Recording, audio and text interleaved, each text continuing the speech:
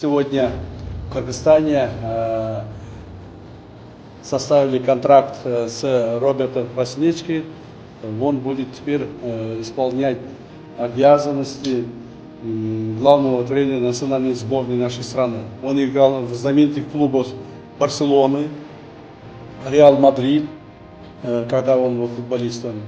Я очень надеюсь, у него еще такие успехи получатся и на стезе главного тренера национальной сборной нашей страны.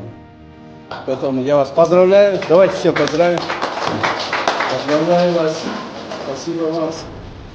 Вот. Давайте.